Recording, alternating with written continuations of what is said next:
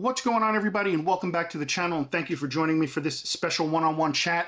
I had the pleasure of being able to sit down with Brian Volk-Weiss. He's the CEO of the Nacelle Company. Awesome guy to talk to. Gave a lot of great insight on a lot of stuff that they've got going on and some of the projects they're working on right now. We touched on nostalgia, we touched on Walmart, we talked about distribution, and we talked about all the IPs that they currently have, and most importantly, we've talked about toy hunting and a lot of the places like we like to go shop at. So I hope you guys enjoy this special one-on-one sit-down that I did, and all the information below for the Nacelle Company will be in the link in the description below, so if you guys are interested, make sure you check them out. And without further ado, let's go ahead and let's get this interview underway. All right, what's going on, everybody? And welcome back to an interview, which I haven't done in a hot minute. But joining me is the CEO of the Nacelle Company, Brian Volk-Weiss, and I hope I said that right. You did. You nailed it. So by the way, both words. Like, a lot of people can't get Nacelle, and a lot of people can't get Volk-Weiss. So I'm not sure which you were referring to, but you got both perfect. So thank you, obviously, for taking the time out of your schedule. I'm sure you're a busy man to sit down and talk with me. You guys got a lot of things going on right now, which is very exciting. For those that aren't familiar with Brian, he is most widely known for the documentary "The Toys That Made Us," which hits my heart like you wouldn't believe. Every episode I've watched, it's a great docuseries. Thank you, man. Thank you. You know, one thing again, because we're very close in age. One thing that always hits is the nostalgia.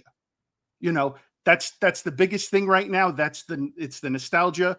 I've always said that, especially because, doing YouTube and being in social media and things like that, people are always like, oh, look at this grown man collecting toys. And, people don't understand that it's not about collecting the toys. It's about how it makes us feel and how it puts us in a better state of mind when we were younger, where we didn't have bills and responsibilities and things like that. And, I don't know if you feel the same way or what's your take on that?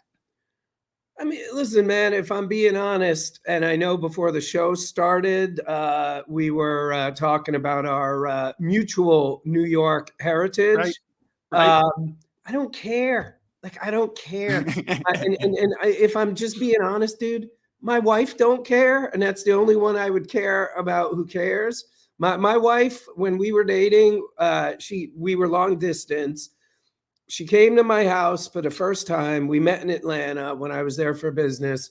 And, when she came to my house for the first time, my entire my entire dining room had these beautiful shelves that the prior owner had put in, backlit, side lit, glass. I mean, gorgeous.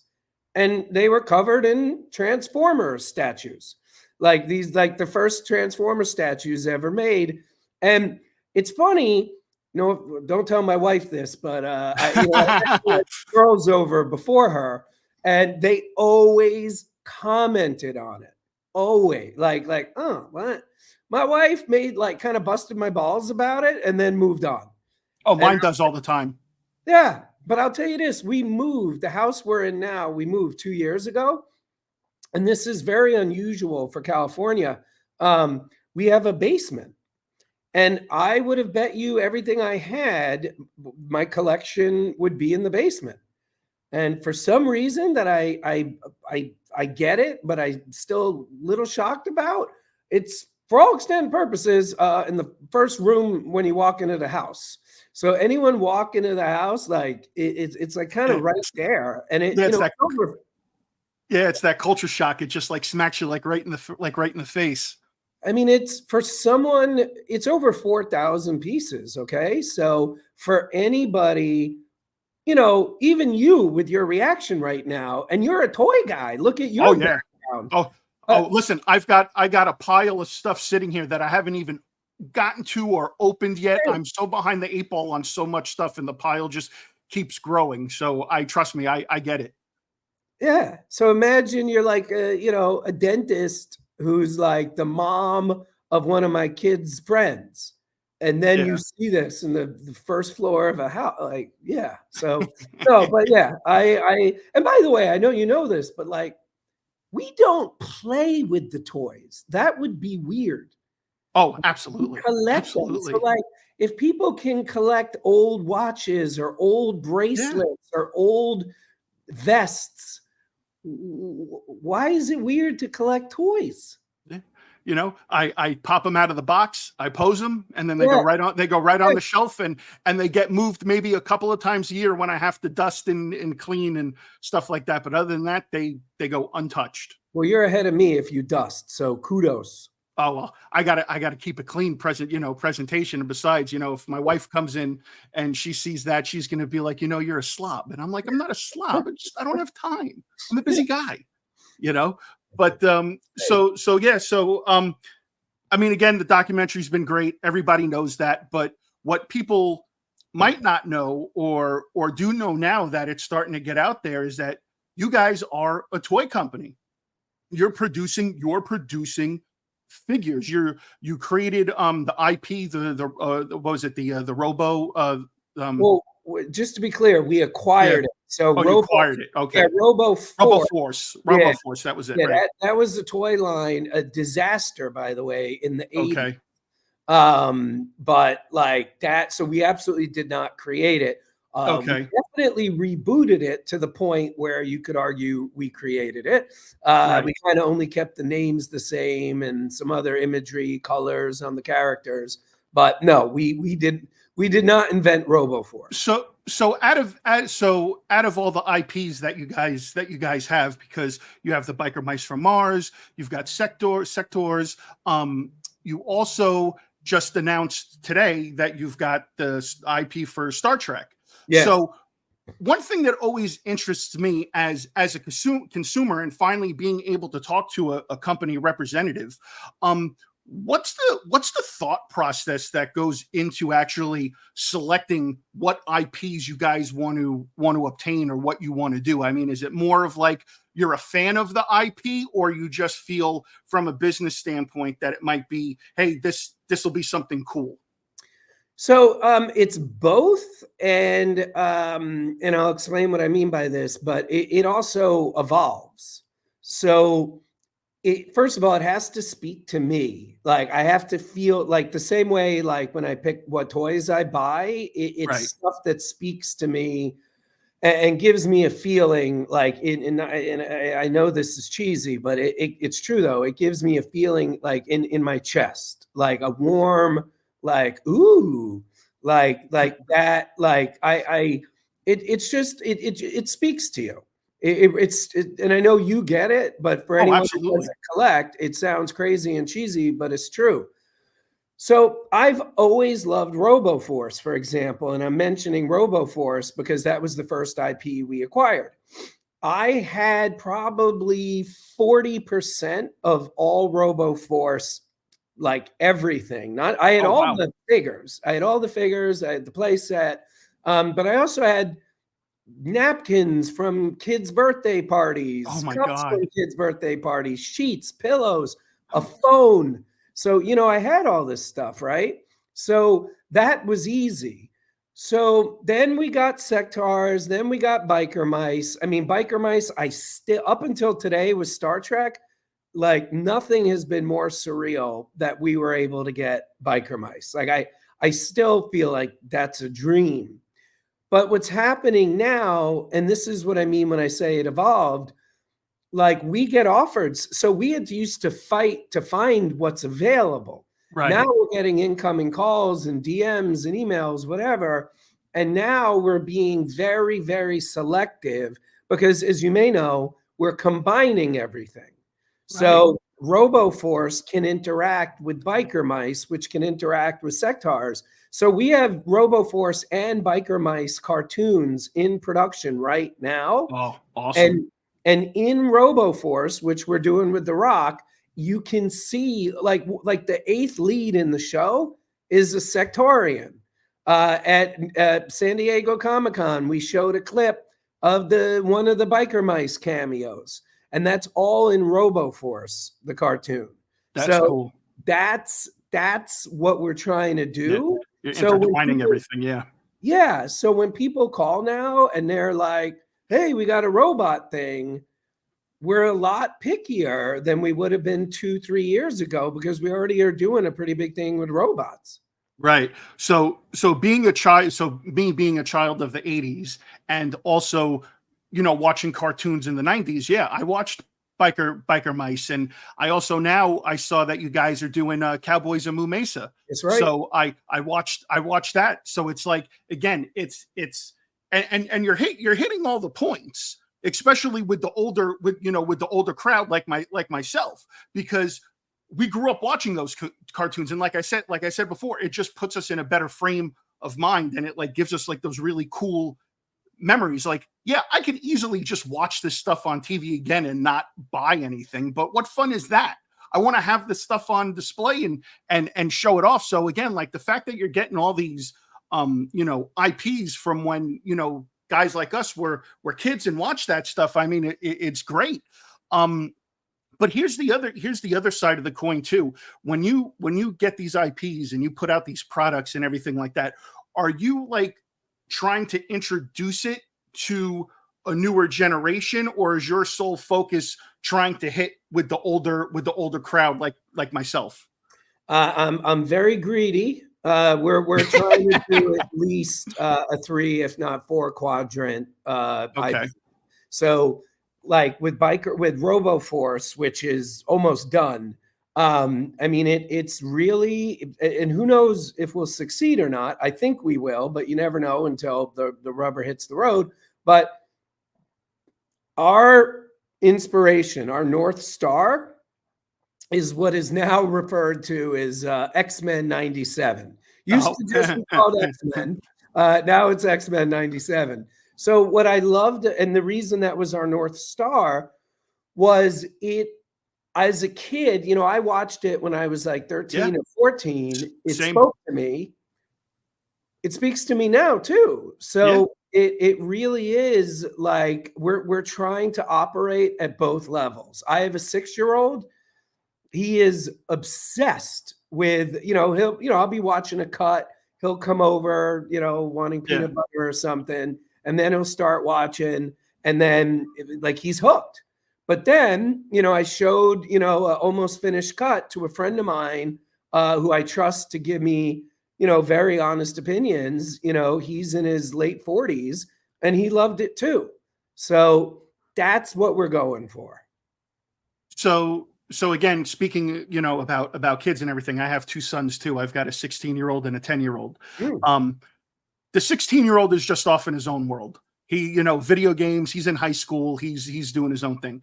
My younger son, however, I take my younger son with me to the conventions. I take him with me on the hunts, the videos that I do, and he gets so into it, and it's so cool that I could share that with him. So it's cool to hear that you share that with your son as well too. I mean, he gets all excited when he's looking for stuff, and we get in the car and he's like, "Dad, what are you looking for today?" He's like, "We're gonna find it." Like he's all optimistic and everything, and I love it. And it's great that again, as parents, we could share that with our kids. So that's really cool. Um, so now with the show's coming out, you've already got the figures hitting shelves. Now you've got this special section or end cap that's going to be put across Walmart's. that's right. That's going to solely have everything for you guys, which is great because it'll be easy to find. It'll all be there, whether it's the RoboForce, the Biker Mice, just everything, the sectors, are, and I know that's what's going to be on there, but eventually are the Cowboys of Moo Mesa figures going to be hitting there too? Or do you guys have something else planned for that? It is our hope that Okay. next year, so with Walmart, and I'm sure this is not surprising, Walmart thinks in advance. I mean, I could write probably 300-page book at this point about my first 18 months working with Walmart. It is fascinating stuff, the Yeah. logistics. But so yes, is a very good chance there will be Moo Mesa in Walmart. I mean, we pretty much have everything there now except Right. Moo Mesa, And the reason Mumesa is not there is they're literally being made right now in the factory. Well, so someone that avidly hits Walmarts and Targets and things like that, I've only seen the biker mice. Right. So I haven't seen any RoboForce and I haven't seen the Sectors. I Right. know other people have seen it again, and that just goes back to the issues the past couple of years with like distribution and stores getting things and stuff coming from the ports Yeah. and stuff like that. So like how do you and that's one again another thing that's always intrigued me, because again, not dealing with this as a consumer, but as a business, how has that been trying to handle and navigate the distribution? So, couple of things. So, the first thing is we launched our partnership with Walmart just with biker mice. So, Okay. about 6 weeks ago, it was only biker mice. Just this week, and yesterday is the first time somebody like DM me a picture. Just this week, the Nacelle feature, the end cap, Right. is rolling out. And the Oh, way it okay. works with Walmart is they have distribution centers all over the country. And, the boat gets to the port of Los Angeles, and then a truck brings it to our warehouse. Then another truck from Walmart picks it up from our warehouse, brings it to a huge distribution center near our office. Then it gets spread all across the country. What they do, which makes sense, but you don't think about it, is they just put it up when they're ready. So they don't sit there and wait like, okay, on October 15th, everybody go. So it's obviously if it starts in California, stores in Arizona and Colorado, let alone California, they're probably going to put them up first. So it literally takes 2 to 4 weeks for the whole country to get covered. And it, like I said, so there are people now buying RoboForce close to California. Right. That's the first thing. But we also sell to, we have a whole network of mom and pop stores, and we wouldn't be here. We wouldn't have lived long enough to get to Walmart Right. had we not been able to build this network of mom and pops, which are still and always will be the cornerstone of our entire physical retail business. And then we have our DTC where people can go to our website and buy whatever they want whenever they want. And then we ship it from our office. Yeah. So usually, again, being an avid person on YouTube and social media and things like that, when I usually see people like posting stuff that I'm looking for, and yeah, obviously it shows up in California before it shows anywhere else. Like you said, I'm like, okay, so it's probably going to be at least about 2 to 3 weeks before it hits my area down in Florida, and I kind of use that as a as a guideline. Yeah. So, but it, for the most part, it's always been the case that it's worked out that way. But again, like it's different seeing it from actually hearing someone from the inside saying it, because again, people like me who are always out there looking for products and things like that, we always are curious about, okay, well, why does it take so long to get here but go to other places? Or why is it that other places have it up before? It's always good to hear the inside stuff, because you know what? It puts people's minds at ease, because as well as I do, people think there's like conspiracy, conspiracy theories and things like that about how distribution works and why one place gets some before the other. So it's actually great to get this information from you. So thank you for sharing that.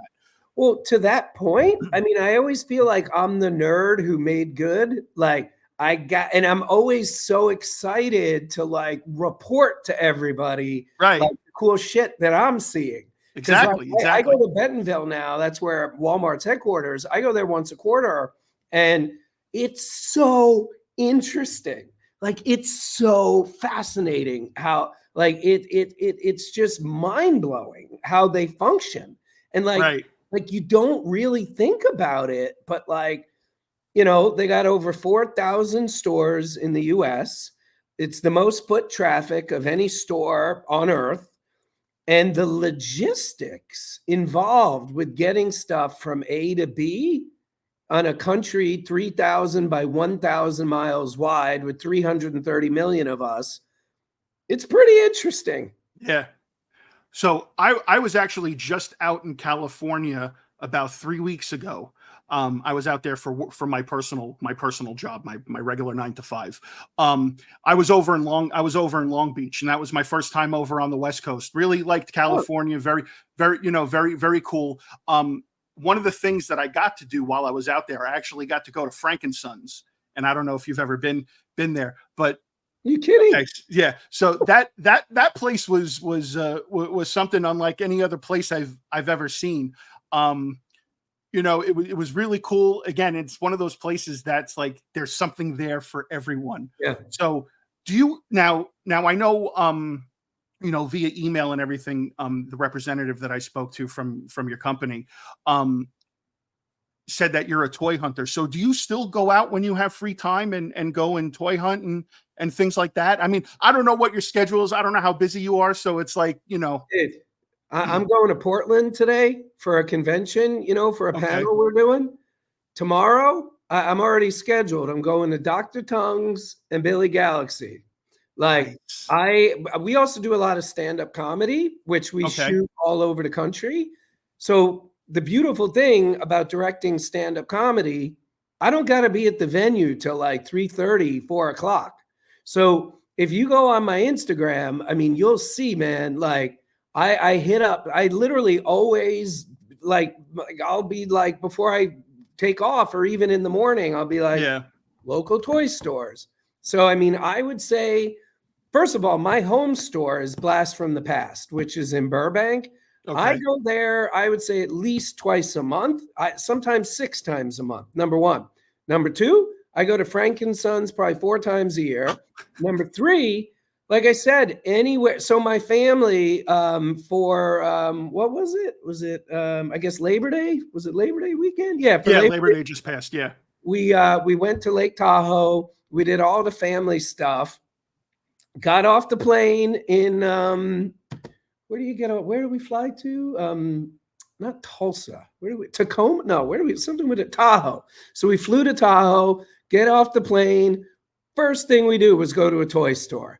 Then we drive 1 hour. We spend 5 days at this nice resort thing with all these families. Yeah. Then we drove back to LA. That's about an 8 hour drive. I Okay. think we stopped at 4 toy stores on the way. Yeah, I mean that's usually what I normally one of the things that I do. Like we have a well, first of all, I especially with local toy stores. I mean, local to me is Bits and Buttons, and I'm there all the time. I practically like live. I I've live been in there. that place. That's a great Yeah, store. yeah. I live in that place. Yeah. But like a couple of times throughout the year, I drive and I go out of the state of Florida and I go to a couple places. My main place that I go to is Atlanta. We go to Toylanta, which is a Yep. really cool convention. Yep. If you ever get there, you should check it out. Yep. Um, I've been.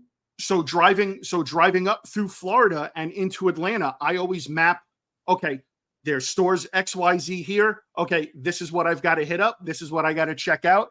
And again, it's exciting. It's fun. I love getting out of the state. I love going to other states and experiencing, what they have to offer. The stores in California are really cool. Even though I only got to go to two, I got to go to Frank and Sons, and I got to go to Toy Depot in Witter, which Oh, were love Toy Depot. yeah, Love Toy great Depot. great place. The staff was awesome. They were so accommodating and everything. And just those two stores, just those two places alone in California was like just awesome. I mean, but again, it's like, okay, what else is out there? Where else can I go? Can I go explore? I mean, I've been to a bunch of places in New York. I've been to a few places in North Carolina.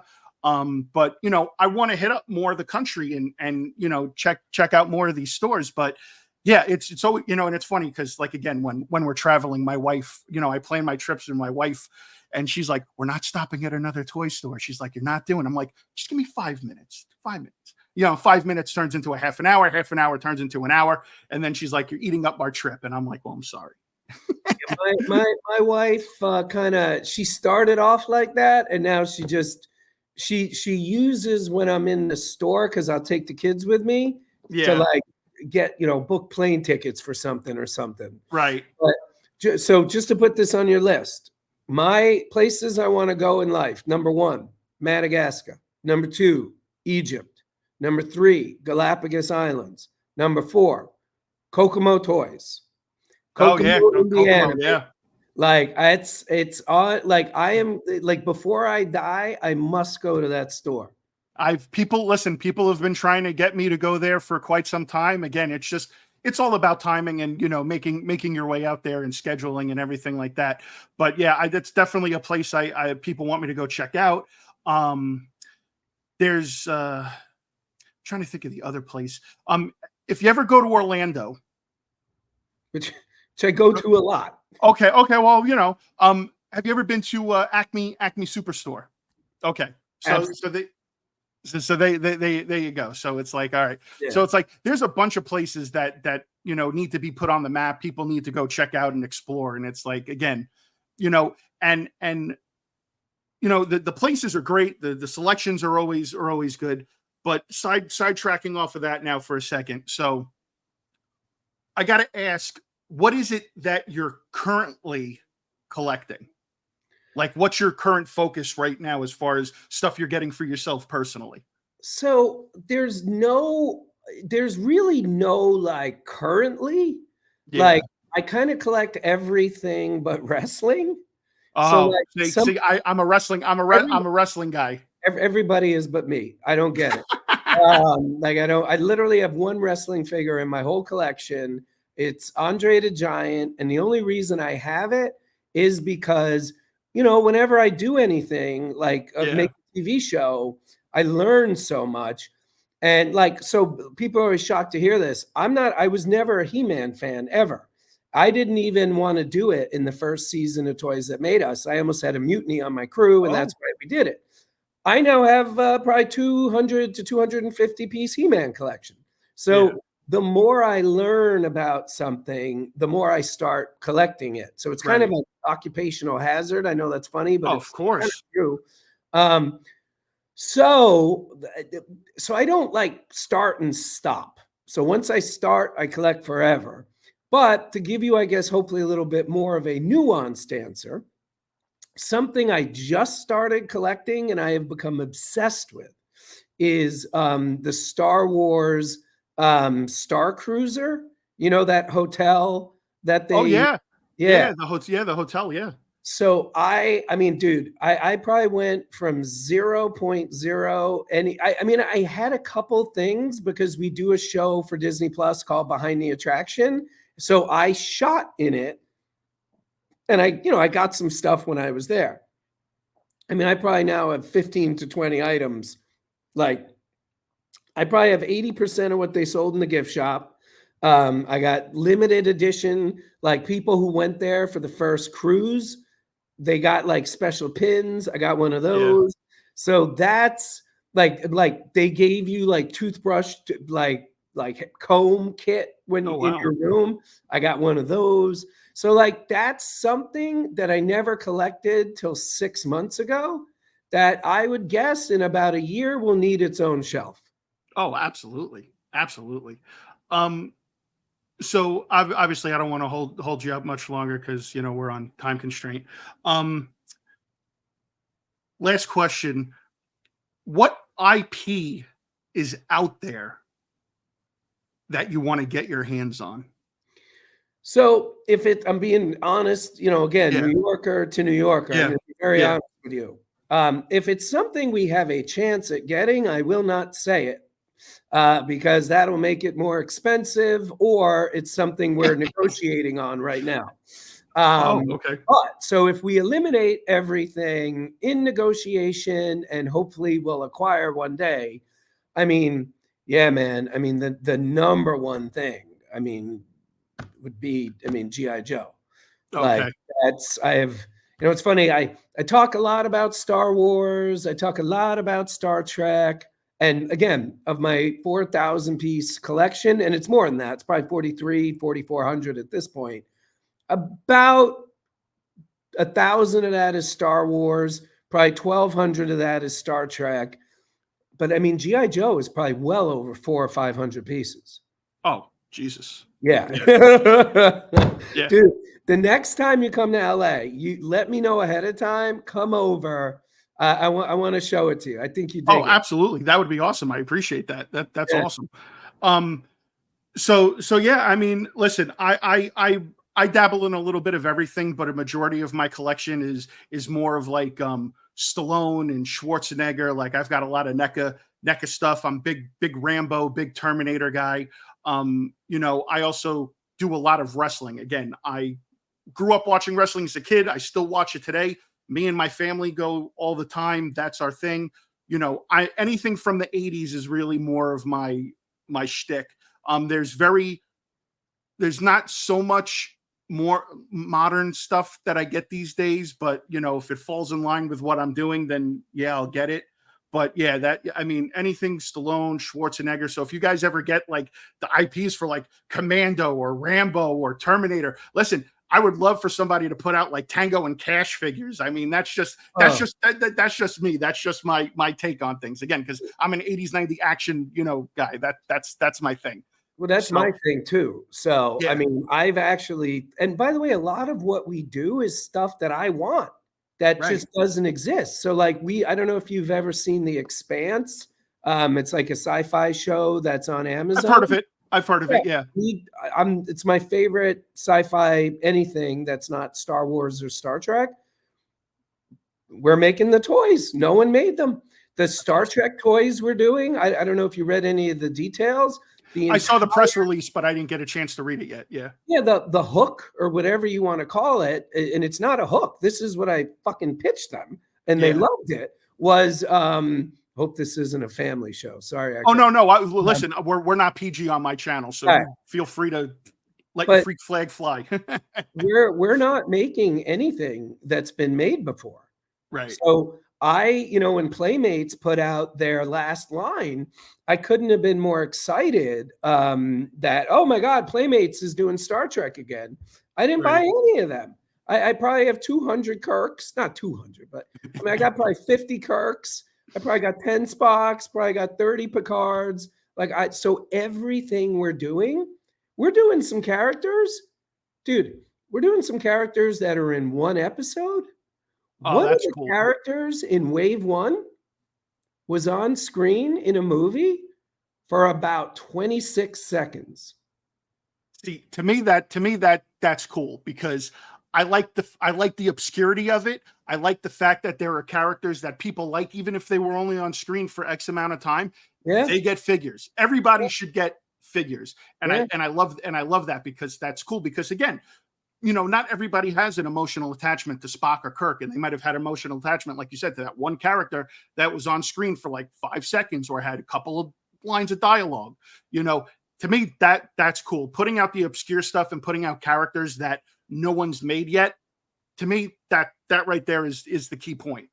and that's So all we're doing. And like, don't get me wrong, we will do Captain Kirks, right, but they will be in costumes that have never been made. They will come with accessories that have never been made. So that's what we're doing. But Wave 1, which, oh my God, I wish I could tell you what it is. I mean, it's literally, and I'll tell you something funny. Until we started making our own toys, I'm friends with a lot of the owners of toy companies. I pitched all the toy companies this idea. So I'm lucky no one did it. But right, like one of the characters in the first wave, like he was my like when I was talking to the owners of various companies, he was like my, and I want to tell you so bad who it is, but it was like he was the guy where I'm like, how has no one made this character? huh. Like, and so that's what we're doing. Sink or swim, that's what we're doing.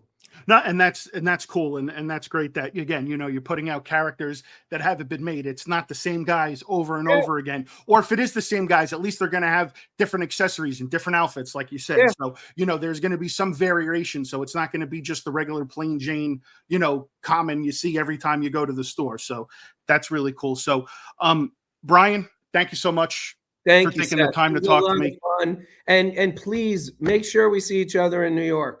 Yes, I will definitely plan on reaching out, to your PR guy and see when I'm gonna be there all 4 days. I So think I'm there 2 days.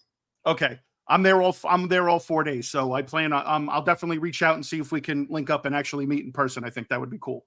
All So right, man. Let's do it. so guys, make sure you're following Brian. Make sure you're following the Nacelle Company. All the links will be in the description below for their website and social medias. Make sure you check them out.